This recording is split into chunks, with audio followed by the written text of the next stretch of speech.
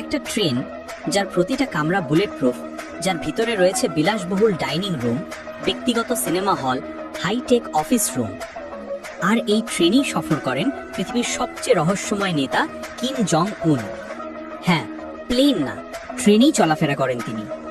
আর এই ট্রেনকে ঘিরে আছে এমন সব কাহিনী যা সত্যি সিনেমাকেও হার মানায়।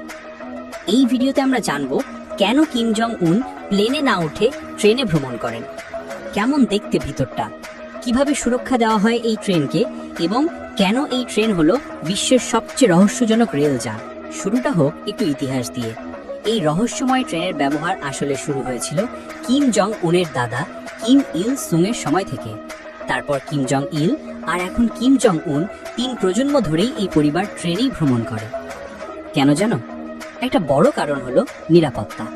কিম পরিবারের বিশ্বাস আকাশে থাকা প্লেন সহজে লক্ষ্যবস্তু হতে পারে, কিন্তু বুলেট প্রুফ ট্রেন রেল লাইনের মাধ্যমে অনেক বেশি কন্ট্রোলে থাকে। এই ট্রেনটা দেখতে কেমন? বাইরে থেকে খুব একটা আকর্ষণীয় না, সবুজ রঙের সাধারণ ট্রেন যার মাথায় সাদা পট্টি, কিন্তু ভিতরে একেবারে অন্য জগৎ। কামরাগুলোর ভিতর রয়েছে চমকে যাওয়ার মতো বিলাসিতা, কাঠের তৈরি ঝকঝকে দেওয়াল, বিলাসবহুল সোফা ও আসবাব, মোটা পর্দা, দামি কার্পেট, সিলিং থেকে ঝুলছে ছোট ছোট ঝাড়বাতি। একটা কামরায় শুধু মিটিং হয়, আর একটাই শুধু খাওয়া দাওয়া।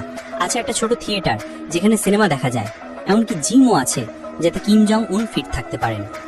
নিরাপত্তার কথা বললে এটা আরেক পর্যায়ে। এই ট্রেন কখনো একা চলে না। কিম জং উনের ট্রেনের আগেও পরে চলে আরো 2টো ট্রেন।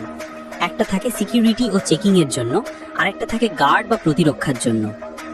সব কামরাই বুলেট প্রুফ, জানলা এমনভাবে বানানো যাতে বাইরের কেউ দেখতে না পায় ভেতরে কি হচ্ছে।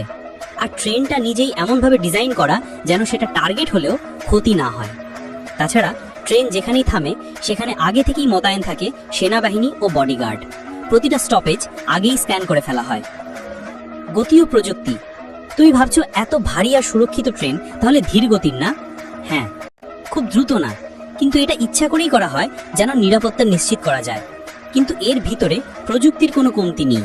Satellite communication, encrypted phone, high speed internet সব আছে ভিতরে।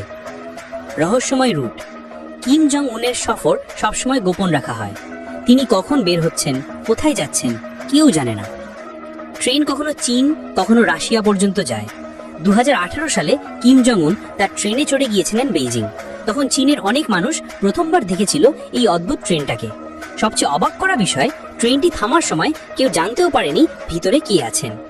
খাওয়া দাওয়া ও বিলাসিতা। শোনা যায় ট্রেনেই 5 স্টার মানের খাবার পরিবেশন করা হয়। ফরাসি ও জাপানি শেফ দিয়ে রান্না করা হয় খাবার। থাকে বিলাসবহুল ওয়াইন, দামি বিফ, কাঁচা মাছের সুশি, যা কিম জং উনের প্রিয়। রাজনৈতিক গুরুত্ব। এই ট্রেন শুধু চলাফেরার জন্য নয়, কূটনৈতিক আলোচনার জন্য ব্যবহার করা হয়। যেমন ট্রাম্প কিম বৈঠকের আগেও কিম জং উন এই ট্রেনে চড়ে ভিয়েতনামে গিয়েছিলেন। পুরো সফর ছিল নাটকীয়। ধীরে ধীরে চলা ট্রেন, স্টপেজে স্টপেজে নিরাপত্তা। লোকের কৌতূহল ও রহস্য। মানুষের একটা বড় প্রশ্ন, এত প্রযুক্তির সময় কিম কেন এখনো ট্রেনে চলেন?